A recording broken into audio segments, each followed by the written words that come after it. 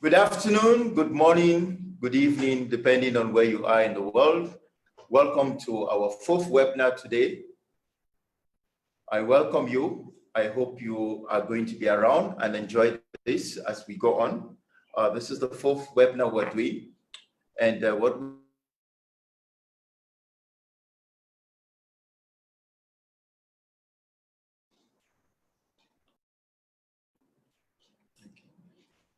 So welcome to our presentation today. We're going to basically be looking at, oops. My slides, I'm having a challenge with the slides. Okay. So lockdown exit, and we're basically going to be doing safely restarting our business. Again, my name is Kilian Songwe. I work with the Global Healthcare Public Foundation. The foundation has been around for the last 18 years, and it is an ISO 9001 certified organization with operations in well over 14 countries, helping over 84 different institutions to certification. So the presentation today is going to include looking at the lockdown exit, how the businesses should plan their reopen, business restart, and business care for its staff. So lockdown exit. This is a very important thing. A lot of governments around the world are beginning to lift the lockdown exit. And there are a couple of very important things to think about as we look towards the lockdown exit. The United Nations Economic Council for Africa, in its report for May, actually stated this. Prematurely exiting from a lockdown is likely to result in a false economy. A reopening that leads to another COVID-19 outbreak would likely cause economic activity to plummet once more. And this is a very important quote that I put here at the very beginning, because governments need to be very careful as they move towards lifting of the lockdown. We need to make sure that we do not create a new resurge of the virus. So there are three very important things that I think that all governments should be looking at as we prepare for the lifting of the lockdown. And we want to talk about safety, and just as a prelude to talking about safety, it's very important to be able to have a good understanding of the background that leads us into the workplace and leads us to take care and be safe with both our employers and the employees. So the three very important things that we need to look at as we go into lifting the lockdown, the first one is testing. Are we able to test as many people as possible, looking at our population size and looking at the commodity chain that the African continent has experienced ever since the outbreak of the pandemic, sorry. We need to ensure that we can continue to test as many people as possible. And we need to be able to be sure that we can do the right amount of contact tracing. Contact tracing is very, very important because it allows for us to be able to know people who have been exposed, either by virtue of contact to somebody who has tested positive or by virtue of travel or immigration into a new environment. And also importantly, we need to be able to be sure that we have a hospitalization system that can allow for new COVID patients, because we do not want to end up in a state where all our hospital facilities have all been taken over by COVID patients, and then we cannot continue to care for our regular patients. So there is this that comes up. It's very important to note that on the African continent today, COVID-19 test developers, we only have Ghana, Senegal, Uganda, Kenya, and South Africa that have actually moved into a very advanced stage of developing some kind of testing that costs relatively cheap that could be used to test the citizens of those countries. It is our hope that they can export this amongst the different regions to be able to improve the testing situation on the African continent. So looking at that, I just want to look at some exposure rates. This is, again, was a report. This was found in the report by the United Nations Economic Commission for Africa. And I just looking at transmission classifications. If you take, for example, Mauritius, they have community transmissions. Community transmissions is relatively the third stage in the infection category, because if you started off with sporadic cases, basically, if you looked at, for example, the case of Malawi, sporadic cases in Malawi, that is just a single infection, a few infections here and there. And there are no cluster cases like the case of Ethiopia, where they're now having cluster cases. So it's very important to look into this data. Again, there is the case of Uganda. Uganda still has sporadic cases limited to its points of entry. Kenya has moved on to cluster cases. They have a caseload as of today, which is well over 1,200. Then you have South Africa, which is also in community transmission rate. So these are different transmission classifications, and it is very important for governments to be able to understand their transmission classification, because this will allow for them to go into the lifting of the lockdown in a much more precautious manner. But it's also very important for businesses to be able to know where their governments actually stand in terms of the transmission classification, because it's going to allow them to do a proper risk analysis as they bring their staff back to work. So in this slide, basically what I'm looking at here is what is the percentage of positives that have turned out per every 1,000 tests that are done. And this slide actually correlates very strongly with the level of lockdowns that were in the different countries. If you look at Mali, for example, the lockdown that was in Mali was limited to just curfew, and it was very regional. So you look at the positive cases in Mali per 1,000 cases, you see that they have well over 27% of the tests done were positive. And if you compare that to the United Kingdom, for all the positives that we've seen and what is going on in Europe, they only had 19%. So if you look at this going down the line, you would actually see, if you came to the case of Uganda, for example, the level of lockdown that was in Uganda was pretty stringent. It was a complete halt of government, complete halt of the country. And so as a result, when you look at the positive cases per 1,000, it is well below 0.5%. And as a result, when the different countries considering the test showing positive, as they consider lifting the lockdown, they really have to look into this, because this is a potential cause for research as the governments open. So as we go forward to think about lifting the lockdown, we need to talk about what is going to happen in the work environment. So WHO has actually looked at 3 categories of risk. The first one here is low exposure risk. Basically, in low exposure risk, jobs without frequent close contact. And we're going to look into this some more. And in medium exposure risk, these are jobs with work-related frequent close contact. So you have jobs without frequent close contact, and then medium to jobs with frequent close contact. And then we have the high exposure risk. High exposure risk, high potential to close contact with people infected with COVID-19. So with this in mind, let's look at what is going on here. So in this slide, we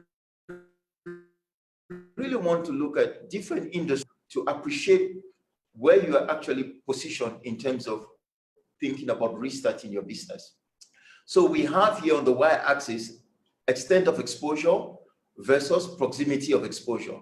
So the extent of exposure versus the proximity of exposure is going to give you an idea of your risk levels. So let's look at this. People with less proximity of exposure and low extent of exposure, we're looking at people in the fine arts, people in graphic design. These people are generally working alone. And as a result of the fact that they are working alone, therefore, extent of exposure is very low. Then we have another category, which is just a little bit more exposed. And these are people in the construction business. Yes, they happen to be outside, but no, the proximity between these people is relatively existent. People in landscaping, real estate, farming, truck drivers. So when you look at their proximity versus extent of exposure, it is relatively low. Extent of exposure now is high in this category of people. These are people in call centers, for example. People at public service offices. They're receiving a bunch of people coming in and out. Small office spaces or research labs. In research labs, there is usually a cluster. So the extent of exposure is very high. However, proximity to the exposure is low.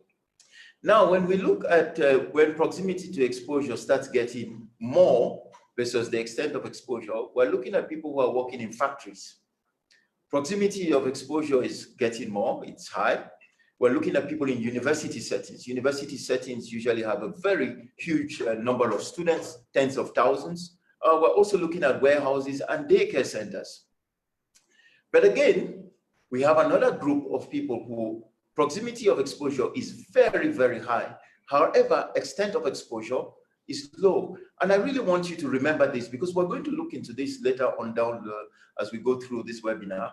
And I'm going to talk about the rule of the 15-minute rule. So we have here, we have barbers, we have people in spas, we have people in the nursing home. Proximity to exposure by virtue of contact is very high. However, the extent of the exposure is low. Now we come to the last one.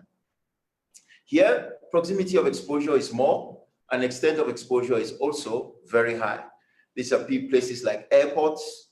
There are tens of thousands. Well, right now with the pandemic, there is nobody at the airport. However, as the governments begin to lift the lockdown, there are going to be many people at the airports, hospitals. Public transit is a very, very important one, and I actually go out of my way to highlight public transit because this is really huge numbers of people and huge interactions. Stadiums and gyms. So in terms of looking at the work environment and the risk levels, this is a very good pictogram to look at. And then now looking at this one, this basically actually allows for us to look at, is it low, medium, or high risk when we're talking about it? So we're talking about pre-entry. What happens in pre-entry? Significant public interaction at pre-entry, yes. You're going to have, the lockdown is being lifted, everybody is out, everybody is excited to be out. So risk levels, very high. People traveling to and from work, yes, risk levels high. At workstations, everybody is excited to be back. Income spaces, all of that is going on at the same time. But now when we look at physical contact required, it's very, very low. So this slide basically allows for us to be able to take into consideration what is going on at different points and what is the level of risk. So this should be able to help us as we plan to reopen our business. And I should just mention that this slide and the previous slide, I got this from McKinsey and Company. So now that we have a good idea of some of the risk things that we're supposed to be looking at, let's talk about the reopen. So these signs are going up everywhere. We're opening soon, open, welcome back, now open. There's great excitement. There's somebody such as myself. I can't wait to see my favorite restaurant open so that I can go there. And there are all kinds of people who want to go to different shops. They're waiting for the sign coming now, who are open. So that's very important. WHO has put out 6 basic recommendations for lifting the lockdown. Number 1, it talks about the COVID-19 transmission has to be under control. That has to be considered. Sufficient public health workforce. We have to look at the outbreak risk. Is it high? But I want to call attention to the preventive measures established in workplaces, which is our great concern with this webinar today, is to look at the workplace and to look at preventive measures that ensures the safety of the employer and the employees. Management of the risk. We've just looked at 2 slides that show us the different categories and different levels of risk. Communities are fully engaged and educated. So as we go into this, it's very important to understand transmission. And with COVID-19, the R value for COVID-19, which basically is the reproduction number for COVID-19, is 3, which basically means for every infected person, there are 3 people who are going to be new infections. So when we think about this, this is a very, very important number. When we go back and we look at the previous slides and we say a country has a positive test of 1,200, and you look at the R rate of that country and you multiply it by 3, in essence, they're telling you that they have a positive rate of well over 3,600 people. So it is very important to be able to understand what the R rate is for the different countries. And it is very useful for businesses to know what this is. And this slide here is just to be able to allow us to appreciate how the percentage of transmission. So there is going to be 5% transmission, which is going to happen from completely asymptomatic individuals, people who are out there walking, looking healthy, jumping around, and 5% of them are going to be able to transmit COVID-19. Then there is 45% of them who are pre-symptomatic. So they're beginning to get feverish, they're beginning to get sick, but they really are not showing any symptoms. However, they have COVID-19, and as a result, they are transmitting the virus. So if you look carefully between your 5% and 45% asymptomatic and pre-symptomatic, that's 50% of your transmission rates come right there. Then we go on to 40% transmission of symptomatic patients. And again, this really relates to our healthcare workers, the frontline people, the ambulance drivers, the nurses, the doctors, and then some of the people in the community. And then there is a 10% infection, which is completely environmental. There is actually no contact, so there is nobody to trace here. And again, when you look at these transmission percentages, and you actually appreciate that the R value as of now with the transmission is 1 to 3, and you think about 45% pre-symptomatic transmission, that's a huge number as we continue to look at. So it's very important for businesses to look into these numbers. It's very important for countries to look at this percent transmission rates, because it's going to help them to make determinations as to how the lift up of the lockdown is going to happen. But also, more importantly, for businesses to be able to take safety very seriously. So the pandemic control transmission. So what do we know? We know that persons are going to be infected. We know that the surfaces are going to carry the virus. We know that people's hygiene needs to increase. And basically what we have done from a public health perspective is we've put in prevention mechanisms. So hand washing, self-isolation, social distancing, economic shutdowns, all of these things have come into play. And they've all led to the famous lexicon that we are all going to have to remember, the leveling of the curve, because there is actually no treatment for the virus. So all countries are trying to level the curve here. But when you look at infected persons and the surfaces that are going to carry the infection, the virus and hygiene, what you have then is loss of life. You have the virus, which is a threat, and the consequences of having that is loss of life. You're going to have symptomatic persons, asymptomatic persons, and slowdown in the economy. And when we look at those, what comes out from that basically is how do we manage this? Again, quarantine. We need to look at our hospitalization availability. And finally, we need to look at what are our reserves, what is in our supply chain. Collectively, all of these things allow us to continue to think about how we're going to do our safety programs. So general considerations for businesses as we go into safety. We need to determine, as we open up, which workers should come to work first. We don't need everybody in on the first day. We need to consider keeping some of our staff at home to telework. But very important is update existing health and safety risk assessments. And we've just looked at that in a few slides back. What are the risk assessments that we need to do? Our workplaces are no longer what they used to be. We need to think about how we can reduce the risk at the workplace for all concerned, our visitors, our clients, and the employees. Prepare the workplace for the return of workers, maintain an open dialogue with staff and workers. This is very important because there is anxiety that is being built around COVID-19. We need to monitor very closely what government and reputable organizations such as the World Health Organization is saying. Inform and train our workers about COVID. If you're not in the healthcare industry, you might not be able to appreciate what is going on with COVID. So it's very important that as an employer, you have posters, you have information guides that can go to the staff to be able to let them know what is going on with COVID. And last year is support the mental well-being of workers. So as we look into the hygiene of staff and hygiene of the workplace, one of the big things that has stood out very strong is hand washing. So it is strongly recommended that you should wash hands with water and soap, and the washing should be done frequently and last at least 20 seconds. That's enough time for you to be able to wash out the virus. So washing of hands is very, very important. However, we recognize that there are going to be places where people do not have access to water and they do not have access to liquid soap. And it's very important to ask for liquid soap as opposed to a bar of soap, because the bar of soap is actually going to stay and actually be a breeding ground for the virus to hang around. So we want to be able to have liquid soap. But when you do not have water or liquid soap, provide an alcohol-based hand gel containing at least 60 to 80% alcohol. This is going to be able to be helpful. Respiratory hygiene. We all know that this particular virus is transmitted by droplets from coughing, sneezing. So we ask people to please use a handkerchief or please sneeze into your elbow. You do one of those. And since we're no longer going to be shaking hands, that is going to be pretty helpful. Provide paper tissue in the workplace for people to use.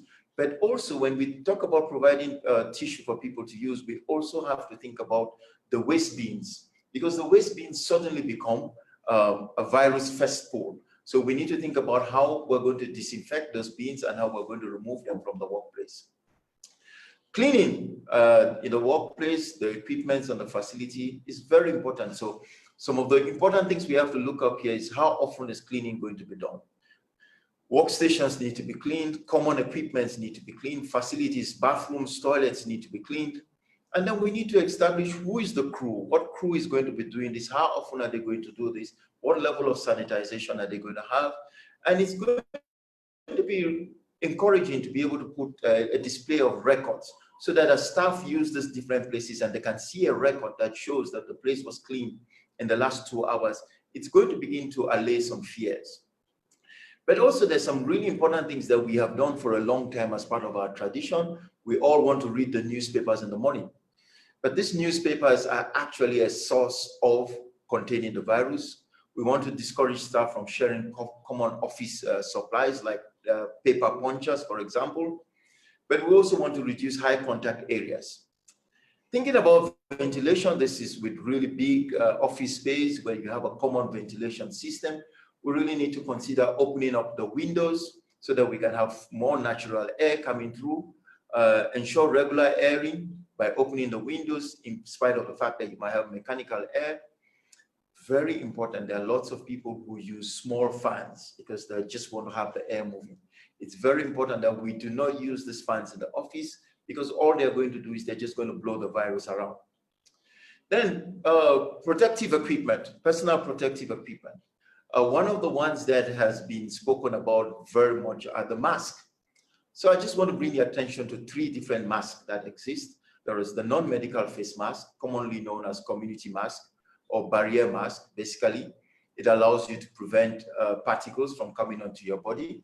And wearing such masks can allow the spread to be reduced. And it's also a very important sign of respect.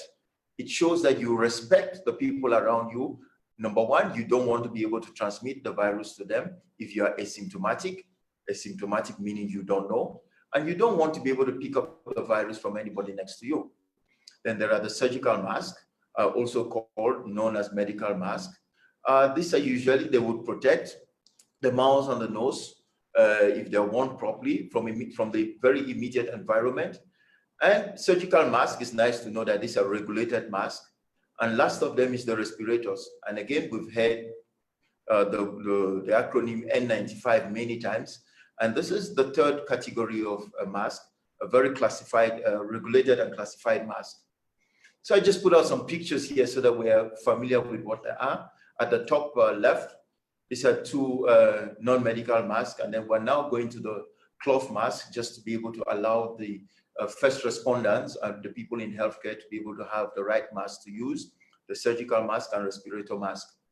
So I put this slide just so that we're familiar with the pictures and then we know what they look like as we use them. So as we look at the hygiene some more, this one is contamination by touching the mask. You have to be able to appreciate how to wear the mask and how to remove them. And again, we need to be very careful. There is a false impression that because you have the mask, you're not going to be infected. Those are things that we need to be very careful about. Wearing the mask does not mean that you're going to stop considering social distance. But also, right now, as the mask becomes a major production line, there are lots of companies, there are lots of industries that have diverted and they're making the mask, and that might actually be diversion of resources, which needs to be looked at for different countries. Okay. Now we've looked at all the things that need to be looked at in terms of what is going on in the workplace. We've looked at general considerations. and now you're going to leave home for work. But before leaving home, you just really need to check out your own self and be sure how you feel. If you have any of the following symptoms, you feel like you have a fever this morning, you have a dry cough, or you feel a sore throat, there's a slight shortness of breath, there's a head cold, runny nose, sneezing, just call the employer and tell them, this is how I feel, and please stay at home. At that point, it is advised that you should call the medical centers. Depending on where you are in the world, there are different numbers for you to be able to call so that you bring attention, and then the medical team can come out and see you. For people who have short distances to walk, it is very strongly recommended, first and foremost for your own health, to just walk to work. Or if you can't walk to work, we encourage you to ride a bicycle to work, as I show in the picture in the bottom right. But again, we want to remind workers about the importance of maintaining good hand and respiratory hygiene before and during the travel to work. So if you're going to go to work, still wash your hands on your way to work. Remember to wash your hands as you get in. There are going to be cases where some of the employers are going to provide transport. If the employer provides transport, we just need to ensure that we still maintain the social distancing, 1 meter between the people in the van, if it's a van, or at least there should be an open seat between any two of the employees. Increase the frequency of transport provision, so you don't have to have too many people in one van. You could just make the van move a few more times, which also means you're going to have a graduated close down or a graduated startup. Avoid crowding at transport access points.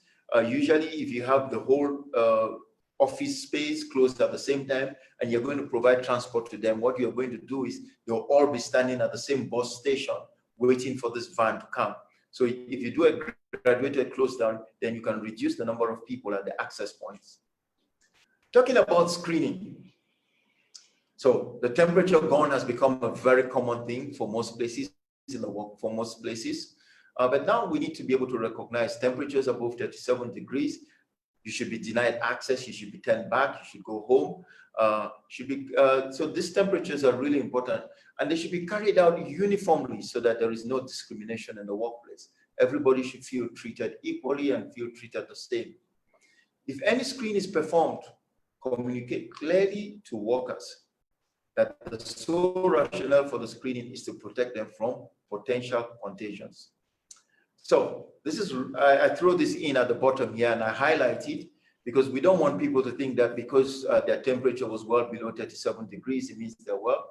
It should be made clear that this screening is not intended to be, nor is it a substitute for a clinical diagnostics. So this is basically a screen. It doesn't say that you are negative to the coronavirus. Again, we want to be able to register people who enter and exit our work premises. This is really important because it's going to help us with contact tracing. When we document everybody who comes to work, who comes into our workspace, we know when they came in, at what time they came in, who they might have had contact with. It's going to be able to allow us, should there be a positive case, we would be able to say, oh, John Doe was here last week, or Jane Doe was here this morning, and now we know exactly who they came to see, and they become part of our contact tracing mechanism. Also, there is the use of electronic card systems. A lot of places are using fingerprints to allow access to work. They're using it as a time card. We strongly encourage people to move from the fingerprint control to the electronic access, because that way there is no direct contact with any place where the virus might be sitting. Note, paper-based systems also create a potential hazard. At the beginning, I mentioned newspapers. So anything where multiple people are going to have contact with, if you had people coming to work and everybody had to sign in on a logbook that they are in, then the exposure becomes very high. While at work, we need to think about changing rooms for people who need to change to be able to do their work. We need to think about bathrooms. Again, it's all about cleaning. It's all about social distancing. It's all about providing soap, water to wash hands, and paper towels, and not regular towels, because again, what would regular towels do? They don't get disposed, and again, they're just going to act as pools for the virus. So you want to be able to have paper towel, and then these paper towels can be discarded. Canteens for big office spaces, canteens and rest areas, we need to look into those. We need to, again, think about safe distancing. But what is really important here, and I bring attention to this, is we need to also think about what is going to be served.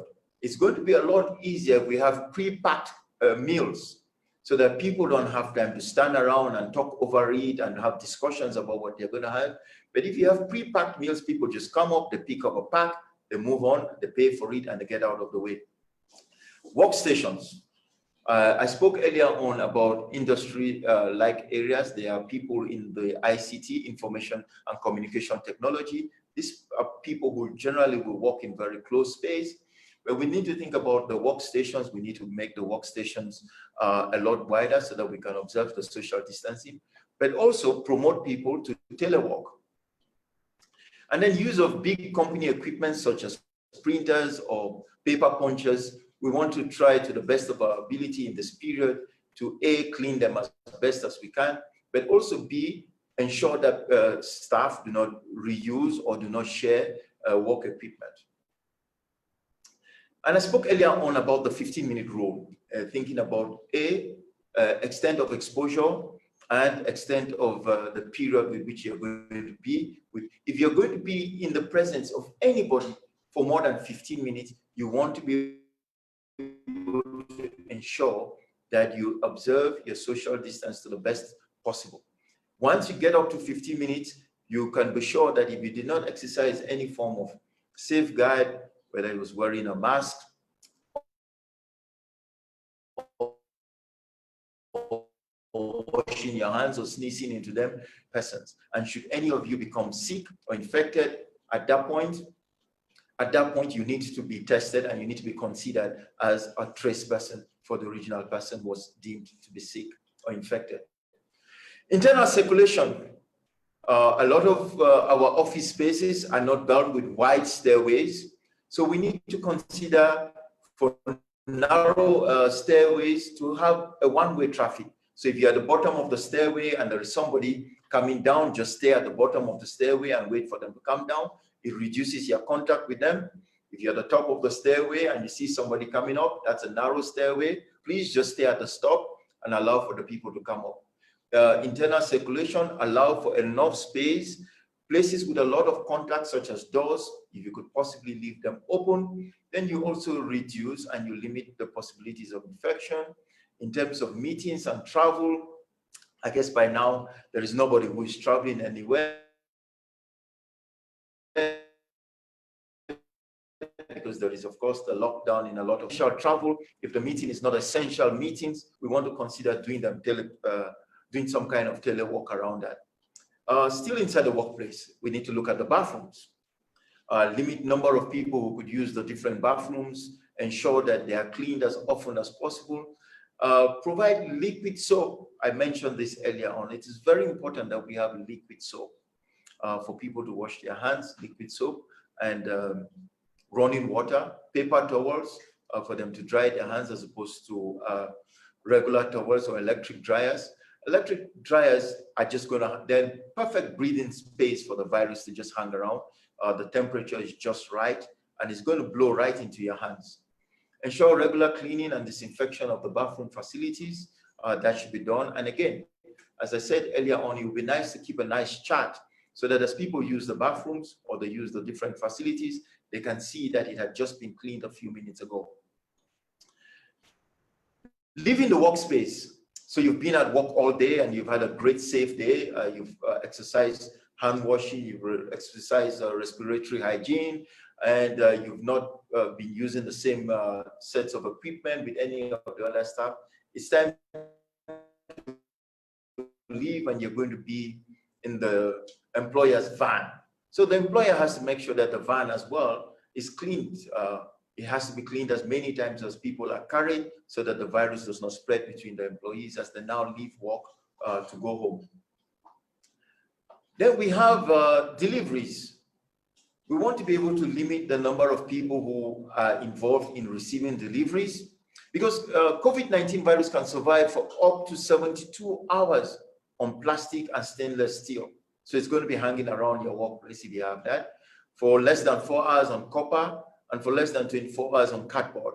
So all the cartons that are going to be delivered, whether it's a printer, toner, or it's just paper that you need to use in the workplace, it could potentially be carrying the virus. And so it is very important to have a designated place for your deliveries to actually arrive at, allow them to air. You might want to spray them so that you could disinfect them in terms of killing the virus before you bring in the deliveries into the workplace. Now, let's think about care. So we've looked into all the safety precautions that you could possibly put in place. I just want to warn that we've not exhausted them. We've not exhausted them, but we've named a number of them. But now let's talk about the care of the people at the workplace, the employees. We have vulnerable workers.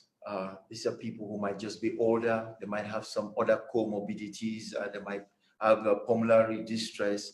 We need to be able to look out for people like this. We need to be able to know what is going on. And we need to be able to advise the workers about what COVID-19 could do to them. And we need to encourage them to talk to their doctors. It's also very important. Any details about workers' medical conditions must be kept confidential. COVID-19 does not absolve us of any confidentiality. We must continue to maintain the confidentiality of all the staff at the workplace. Of course, COVID-19 is new, and like anything else that is new, it brings along with it some anxiety. So workers reduce stress, there's anxiety because of the pandemic, engage in clear, regular, and accurate communication with workers, just so that the speculation is not fueled. Make sure workers know whom to contact in case they need support. So you might want to get in counselors. You might want to make sure that your employees know which counselors they can actually contact. Just being overwhelmed could cause a mental stress on the employees. Just being overwhelmed with what is going on. The news every day is telling you, oh, today we have 1,000 people, tomorrow is 1,500. And as those numbers go up and people continue watching it, yes, it could make them overwhelmed. Increased pressure. People have to think about school. They need to think about exposure of their children to potential things when they go back to school. Health risk, isolation, being locked up for as many as 14 days will cause stress to a lot of people. In some cases, people have to deal with grief, and so that will cause the mental stress on the employees. Again, I throw this highlight in here. Everyone reacts differently to stressful situations. The concerns that workers have during the pandemic are likely to vary from person to person. So we don't kind of do one hat fits all. We need to listen to each individual employee and listen to them carefully because they would have different concerns. So symptoms of the virus in the workplace. What are the symptoms of if one of the employees showed up and they had symptoms, what is going to happen? Now, again, this is a really big issue around safety. Isolate the infected worker immediately. As soon as you recognize that they have symptoms, you want to be able to isolate them, put them away in one of your rooms, open the windows, ensure good ventilation. If it is an emergency, say they have a shortness of breath, you want to quickly call the emergency service, let them know exactly what you have at hand, so that when they respond, they know what they're responding to. Implement the instructions that they give you at the time when you call them. Restrict contact with the infected worker to what is absolutely necessary. Any person providing assistance to the affected worker should wear a mask, glasses, and gloves so that they do not themselves infect themselves. Clean the areas used by the affected worker in line with the guidance from the public health authorities. So this is ensuring the safety at the workplace. You have a colleague of yours who thinks you think they have the symptoms of the virus. Identify the affected workers' close contacts, and this is where it becomes necessary for us to do the registering of entries and exits. Because once we can identify affected close contacts among the co-workers, then we can now be able to move on to doing contact tracing. Follow further instructions that will be given to you by the health authorities. Make sure that these instructions are made public so that all the staff know what they need to do. And just as I come to an end, I just throw in the sets of pictures just as a reminder of some of the safety things that we need to think about at the workplace. Again, the one that stands out, number one, top and famous, is washing hands. and you want to wash your hands for a minimum of 20 seconds with liquid soap. You want to wear a mask. And then you want to be able to make sure that your reception areas, your delivery areas are very clear so that you can maintain the social distancing that is required. Deliveries are kept on a table where they can air before you actually allow them into the buildings. Social distancing, there's a network engineers at work, they have a distance between themselves, they have their mask on.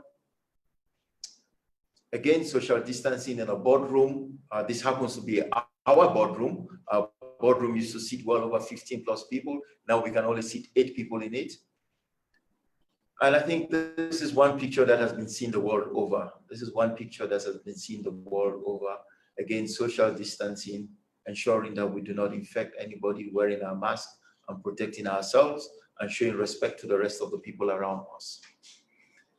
The joke that has been made one too many times has been the joke about how many doctors ever thought that some security guard would be taking their temperature.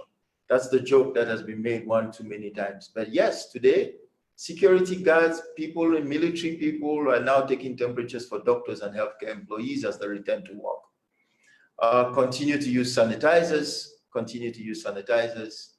Our special thanks goes to the World Health Organization, United Nations Economic Commission for Africa, Centers for Disease Control and Prevention, the International Labour Organization, and of course, the associates at a Global Healthcare Public Foundation. At this point, I would stop and I will take some questions. If you have some questions, please just write them up in the chat box. You could actually put up your hand, try to call in, and we'll have a conversation. So we have just about 15 minutes to take questions.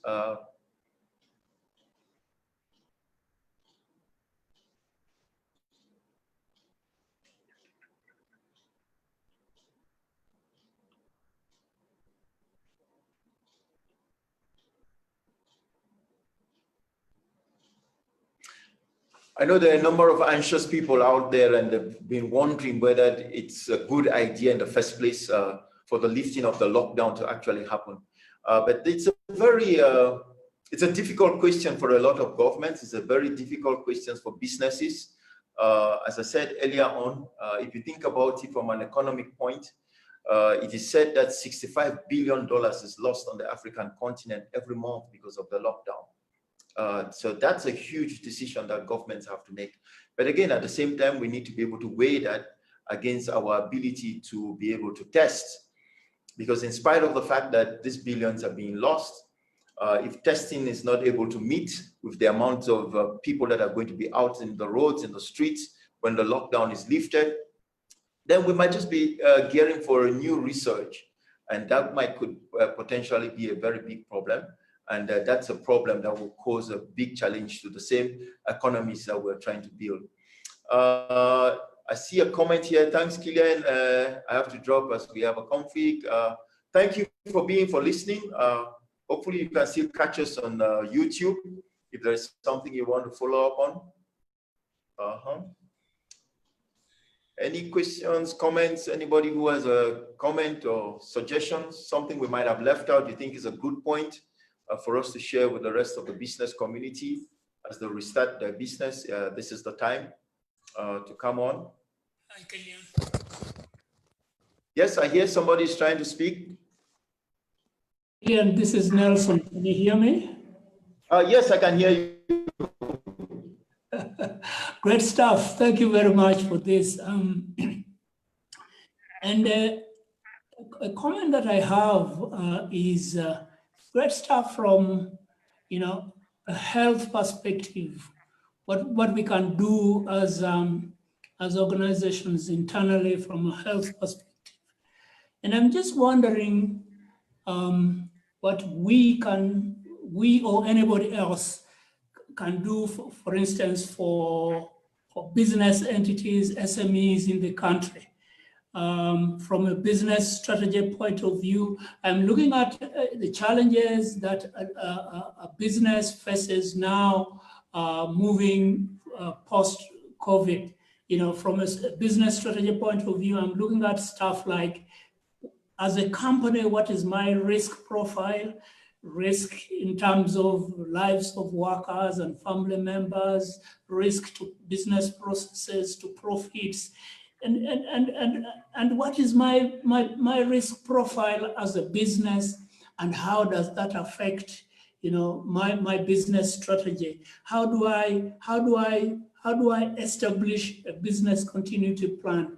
And maybe it is, you know, further away from your presentation for today, but as facilitators of business, we should be thinking about how to support business to develop business continuity plans. I don't know that you have given thought to this. Thank you. Thank you so very much indeed, Nelson, for your comments and the questions. Yes, we have thought about this. As a matter of fact, I think our last presentation, we looked at the occupational health and safety, and we also looked at reimaginations for businesses as they come in. And I think we discussed in some great detail issues around, the risk analysis, how the different businesses needed to look at their risk analysis, review their risk analysis before they decide to come back to work. And you mentioned some really important things. It's just not the staff, it's actually where they are coming from, their homes. There are lots of people who are very anxious about taking the virus from work to their children at home. And again, the workplace needs to be able to deal with that. And that's why we talk about mental health. We need to, the people who are anxious, and we need to be able to make sure that they're able to meet a counselor, or they need to discuss this openly at the workplace. But also as a business, from a health perspective, as you say, the business actually needs to be able to bring in consultants to be able to discuss this, look at exactly where do they fall when you talk about extent of exposure versus proximity of exposure. Where do they actually fall? And then when they can find out where they fall in that, then they need to go on and then look into doing a proper risk analysis of how is the pandemic going to affect their workers and how they come back into business. So we actually, and I'll encourage you to look at our webpage and on YouTube, we actually did something on business continuity, and we did something on reimagination back into business. And in both cases, we actually looked at the risk analysis for businesses as they try to reopen, both in the COVID era and post-COVID. COVID is going to be around for a little while. So in the COVID era, as we look towards post-COVID. Thank you.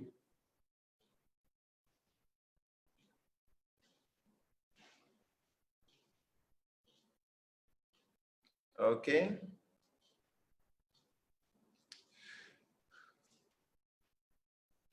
Any other comments? Anybody with something they want us to discuss? Yeah, hello, thank you so much for your presentation. Thank you for listening. I saw the poster of this webinar on someone's status, and I was intrigued to come in and attend. I have, my business is I deal in ladies' clothing. It's a clothing store. So besides the generalized, measures of hand washing and then masks, I'm just wondering how I'm going to reopen, because people are wondering how best I'm going to work without the scare of transfer. Oh, you know what I mean. Yes. Yeah, thank you. So you are in a business that proximity to exposure could actually move into the high area, but your extent of exposure is going to be low, because these are people who will come in. They'll have a few minutes of discussion with you about what they want to buy, what kind of clothing they want for you to design for them, or what clothing you might have that they want to buy and then work out. So you are actually in the lower quadrant of the risk, and if we did a risk evaluation of your business and where you are. But again, it doesn't absorb you of being as protective and trying to look into all the other safety measures. Because again, there is the 15-minute rule which must apply. So even if people came into your business location, proximity to exposure is high, extent of exposure might be low, but then you want to be able to time them, because if you're with them for up to 15 minutes, that means instantly your exposure now becomes high. So you've actually taken yourself into the situation where you could actually now consider your business as an airport facility because you've been with this person or with these people for more than 15 minutes. So for small businesses such as yourself, it is really, really important to always look at the 15-minute rule, because the 15-minute rule is suddenly going to change your proximity of exposure versus your extent of exposure, and is going to elevate you to a different category.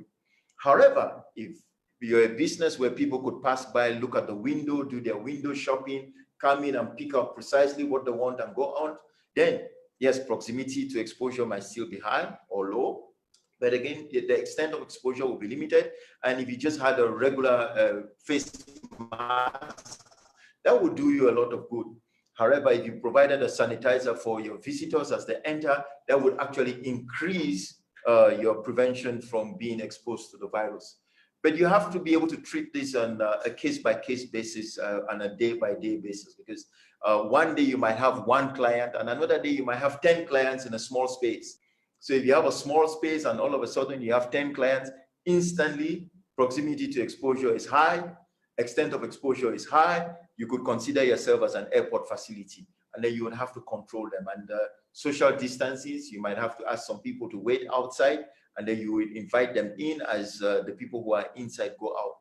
So you'll have to treat this on a case-by-case basis and on a day-to-day basis as the people come through.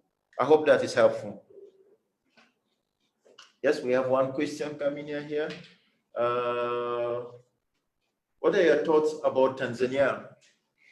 I'm actually speaking from Kampala today, and Tanzania is one of our border countries. Tanzania, I know from what we see in the news and what is going on, Tanzania has not been doing as much testing as we expect them to be doing. I think I'm particularly proud about what is going on in Uganda. As of date, we have well over 90,000 tests done in Uganda. I think it's the largest testing country in the region. I think Tanzania needs to step up its testing. There have been stories in Tanzania about efficacy and their biases towards human testing versus other kinds of testing. We need to recognize that this is a virus. It's a bad virus. The coronavirus 2 is the same like coronavirus 1, and it's human. It's a human transmission through droplets, and so we need to test humans to be able to determine that they're either positive or not positive. So I guess the case of Tanzania would be one of the stories to be told long after COVID is past gone. But for today, I think it's a sad situation. I think that's something that the WHO and the regional bodies and also the East African community needs to get involved in, because a pandemic in one country is a pandemic in every country. Yeah. Okay, we have another question here. About the lady who runs a clothing business, what does she do for the clothes touch our clients but not bought? Yeah, that's a good one. That's a good one. And again, and that's why I said proximity to exposure might be low, extent of exposure might be high in this particular case because they're touching. So you really want to make sure that if you cannot provide running water and liquid soap before the people actually enter the clothing shop, please make sure that you can give them a good dose of sanitizer. And again, also ensure that you buy a sanitizer from a reliable and known company, and it should be at least 70% of alcohol. Make sure that they have a good quantity on their hand. They rub their hands very well before they come in and start touching things. I think that is going to be really, really key. Again, as I said, there is no one thing that is going to stop the transmission. It's going to be a number of things. So you're going to need running water and liquid soap. You're going to need sanitizers with 70% and above of alcohol if you don't have running water and liquid soap. And you're going to need the face mask because, yeah, they could wash their hands. They could have the sanitizer, but if they don't have their face mask on, there are going to be droplets that will be thrown, that will fall on the clothes, and they didn't buy the clothes. So the face mask is going to be very important in a space like that. So all of these things need to come into play. Social distancing, as I said earlier on one day of the business, you might have one visitor, and another day you might have 10 visitors. So you just need to make sure that you exercise social distancing as one of the things that you do. Thank you. Another question, has hand up Unmute to speak. Oh, yes, Brian, please, you have your hand up. Could you please unmute your mic and we'll take your question, please, or your comments? Firstly, I just wish to thank you very much for being so upfront with this. I must be honest that after watching listening to you and watching this whole presentation, I'm feeling like we have to change the way we operate completely in businesses. But I have three things. The first thing, when this thing started, I went to an office, to be specific, URA, and I saw so many people with gloves, these plastic gloves, walking, touching the papers. Is that something that we should consider, because you didn't talk about that? That's one. Number two, how do we manage our service providers or suppliers who come into and out of our offices? And then thirdly, how closely are you working with the various bodies in Uganda, Ministry of Health, Ministry of Labor, for example, to make sure that some common standards are set as minimum that businesses should adhere to before when we are coming back to the office after the lockdown? Thank you. Thank you very much indeed, Brian. Thanks for your very kind words towards our webinar. Just to be able to, first and foremost, the issue around the gloves. That's one that people have used, and I think I have a different opinion on that. What the gloves do at this point, traditional latex gloves, they actually are a source of incubation because they become moist after a few minutes of wearing them. And if the person who is wearing them doesn't wear them carefully, they're going to be punctured at some point. And if they become punctured, anybody who has contact with the virus is actually just going to be sitting in their hands. So I strongly think that we need to replace the latex gloves and continue to do hand washing and sanitizers as much as we possibly can. I understand that in office spaces, some people might be using the gloves because there is common office equipment. And if there is common office equipment, then people have a challenge because, say, for example, if you're using an office printer and you have to walk up to the printer as many times as you would, and there are 500 other people using the same printer, then yes, you might want to wear a glove for that period that you're going up to the printer. As I said earlier on, it's the same thing like using the print control for access systems. You're going to have to put your finger there, and there are 500 people who will put their finger in the same place. So you might want to go on to electronic key cards. So for people who have office equipment that have to be shared, and those office equipment cannot be put on some kind of telefunction or IT function, yes, I would recommend that they wear gloves in the workplace, and they would have to discard them as often as they wear them. And again, when they discard them into the bins, the employer has to think about how those bins are going to be disinfected, how they are going to be taken out. That's a whole procedure that the employer has to look into. It's very important. You asked another question on our work with government. What was the middle question? You asked a question about our work with government. Yes, we have been involved with the Ministry of Health. There are a number of manuals that are being set up at the moment. There are a number of manuals that the Ministry of Health is setting up and distributing, making them available to different to the nation. There are infographics that are being developed. Some of them are actually running on the news and the local languages in a number of places. At least I've seen a few here in Uganda. I've seen some in South Africa as well that are being translated into local dialects, and they're running around. So I know that in all the countries all over the world, there are national task force that have been formed. And this national task force are actually an integration of a number of ministries. As Ministry of Finance, they have to do procurement of test kits. It's Ministry of Foreign Affairs, the borders are shut. It is the Ministry of Health, it's the Ministry of Labor. We have to think about what is going to happen to laid off people. So all the national task force around the world is a complete integration of a number of ministries coming together. And all the ministries are trying to develop manuals and guides. Uganda, for example, is a very lucky country. Uganda had Marburg. They were the first to have Marburg. They've had Ebola. So for Uganda, they are ahead of the curve. They know how to come up with manuals quickly. They know how to disseminate them quickly. Suppliers, yes. Suppliers is a very important part of our business. Most businesses have to receive supplies. It doesn't matter what it is. it is very important for the businesses to set up a receiving area where the suppliers are going to go to. They should have a very well displayed note that tells the suppliers this is our delivery or our bay area, so all deliveries should be taken there. It is very important that the businesses identify a key person or few key people who will be responsible for receiving the supplies, so that there are not too many people who are coming into contact with people from outside, number one. But also, when you have a specific area for receiving supplies, what happens is you also have the luxury of being able to air the supplies. As I said, the virus will sit on cardboard paper for in less than 24 hours. It will sit on glass and those kinds of things for up to 7 hours and more. So you need to be able to have an aerosol sanitizer in an aerosol form that you could actually just spray on your supplies as they arrive to be able to kill the virus, allow it to aerosol before you allow it to come into the office space.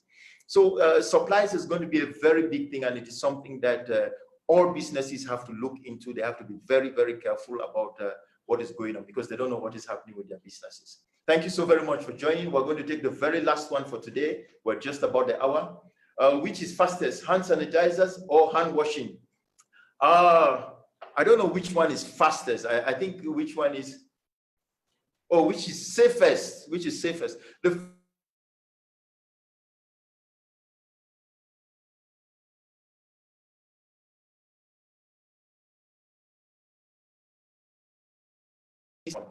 at least 20 seconds.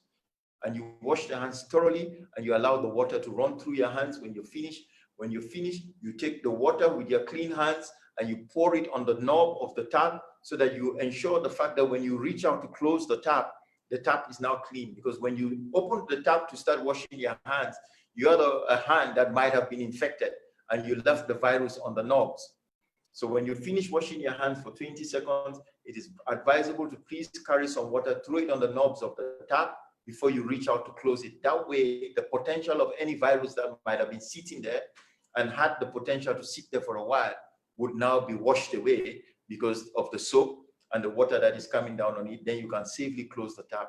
So washing your hands for 20 seconds with liquid soap is certainly more safe. However, as WHO recommends, in the event where you don't have liquid soap and you do not have paper towel to be able to dry your hands, then you could now use the sanitizers. Well, at this point, it has been a wonderful afternoon. I thank you so much indeed for tuning in. I look forward to seeing you next week, same time, 15 hours in the afternoon, Monday. Until then, thank you so very much. You can join us again. You could reach us by email, LinkedIn, Facebook, Twitter, or you could actually drop by our Kampala office. Till then, have a wonderful rest of the week. Thank you.